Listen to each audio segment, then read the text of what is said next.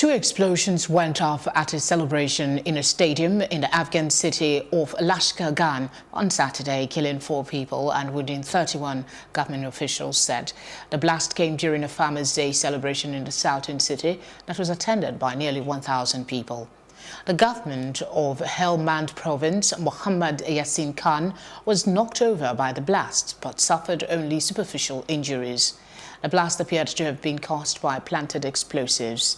There was no immediate claim of responsibility.